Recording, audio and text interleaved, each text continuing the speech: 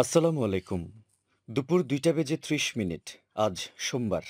বাংলাদেশ বেতার কক্সবাজার। স্থানীয় খবরে স্বাগত জানাচ্ছি মোহাম্মদ শাহিদ।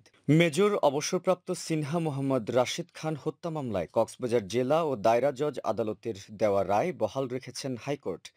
আজ সুপ্রিম কোর্টের হাইকোর্ট বিভাগ এ রায় ঘোষণা করেন। এর আগে ২০২২ সালের ৩১ জানুয়ারি দুজনকে মৃত্যুদণ্ড এবং ৬ জনকে যাবজ্জীবন কারাদণ্ড দিয়েছিলেন কক্সবাজার জেলা ও দায়রা জজ আদালত। মৃত্যুদণ্ডপ্রাপ্তরা হলেন বাহারছড়া পুলিশ তদন্ত কেন্দ্রের তৎকালীন পরিদর্শক বরখাস্ত লিয়াকত আলী ও টেকনাফ থানার বরখাস্ত ওসি প্রদীপ কুমার দাস। যাবজ্জীবন কারাদণ্ডপ্রাপ্তরা হলেন টেকনাফ থানার এসআই নন্দদুলাল রক্ষিত, কনস্টেবল রুবেল শর্মা ও সাগর দেব, কক্সবাজারের বাহারছড়ার মারিশ বুনিয়া গ্রামের মোহাম্মদ নুরুল আমিন, মোহাম্মদ আয়াজ ও মোহাম্মদ নিজামুদ্দিন। গত ২৯ মে শুনানি শেষে বিচারপতি মোহাম্মদ মুস্তাফিজুর রহমান ও বিচারপতি মোহাম্মদ সগির হোসেনের বেঞ্চ রায়ের জন্য আজকের দিন ধার্য করেছিলেন।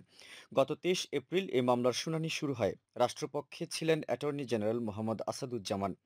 ২০২০ সালের ৩১ জুলাই রাতে টেকনাফ মেরিন ড্রাইভ সড়কের শামলাপুর চেকপোস্টে পুলিশের গুলিতে নিহত হন মেজর সিনহা মোহাম্মদ রাশেদ খান। কক্সবাজার জেলায় রয়েছে ছোট বড় শতাধিক ডেইরি ফার্ম। এর মধ্যে একটি টেকনাফ উপজেলার তরুণ উদ্যোক্তা আব্দুল আজিজ রানার সাদমিম এগ্রো খামার। এই খামারে কয়েক বছর ধরে পালন করা হচ্ছে গরু ও মহিষ। এবারের পশুর হাটে দেখা মিলবে তাদের। বিস্তারিত শুনুন প্রতিবেদনে। কক্সবাজার জেলার ছোট বড় শতাধিক ডেইরি ফার্মের মধ্যে একটি টেকনাফ উপজেলার সাদমিম এগ্রো খামার।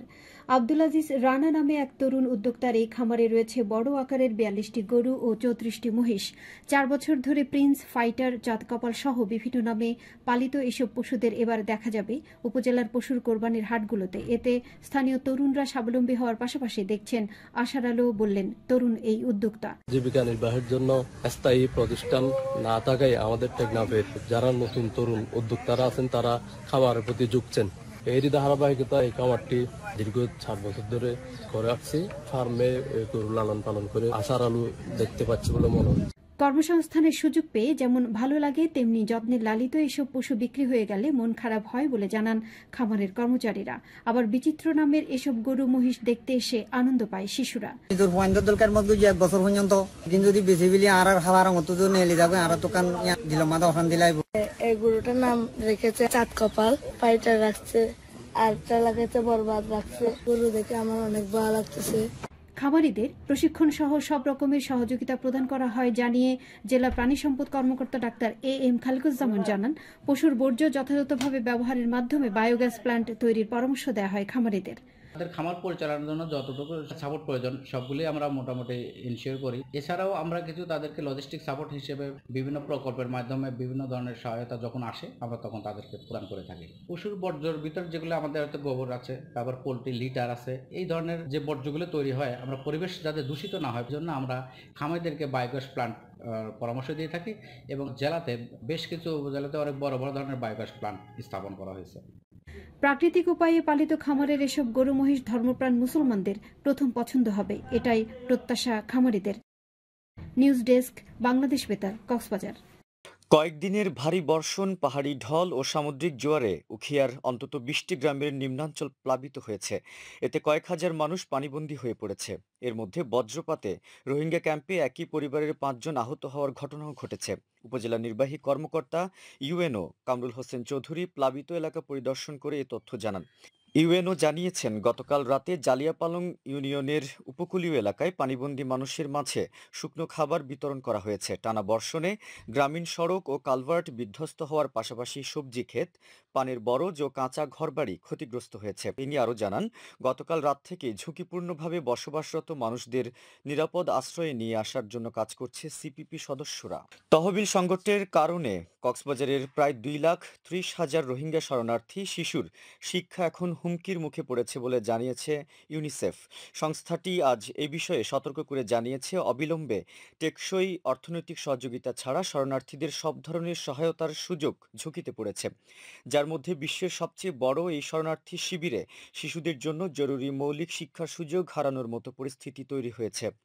সাম্প্রতিক মাসগুলোতে রোহিঙ্গা শরণার্থী সংকট মোকাবিলায় ইউনিসেফ পরিচালিত কার্যক্রমের জন্য মানবিক সহায়তার তহবিল উল্লেখযোগ্যভাবে কমেছে। এর প্রভাব পড়েছে শরণার্থী শিবিরগুলোতে, ইউনিসেফের সহায়তাপুষ্ট শিক্ষা কেন্দ্রগুলোতে ভর্তি হওয়া স্কুলগামী শিশুদের ৮৩% শিক্ষার উপর। আজ দুপুরে ইউনিসেফের কক্সবাজার ফিল্ড অফিসের প্রধান অ্যাঞ্জেলা কার্নে এ তথ্য জানান। এ সময় চট্টগ্রাম ফিল্ড অফিসের প্রধান মাধুরী ব্যানার্জি সহ সংশ্লিষ্টরা উপস্থিত ছিলেন।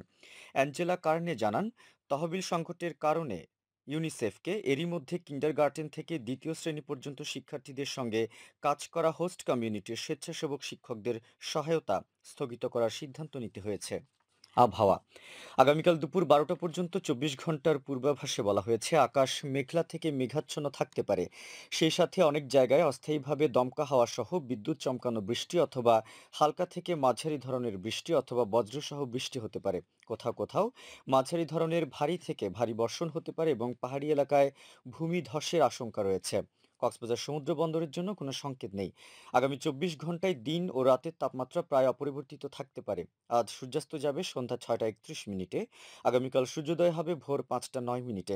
আজকের সর্বনিম্ন তাপমাত্রা ছিল ২৫ ডিগ্রি সেলসিয়াস এবং সর্বোচ্চ তাপমাত্রা ছিল ২৫.৫ ডিগ্রি সেলসিয়াস। এখন জানিয়ে দিচ্ছি বাঁকখালী নদীর মোহনা ও সংলগ্ন এলাকার সামুদ্রিক জোয়ার ভাটার সময়সূচি। আজ ভাটা শুরু হবে বিকেল ৩টা ২৮ মিনিটে, চলবে রাত ১০টা ৩ মিনিট পর্যন্ত। জোয়ার শুরু হবে রাত ১০টা ৩ মিনিটে, চলবে রাত ৪টা ২০ মিনিট পর্যন্ত।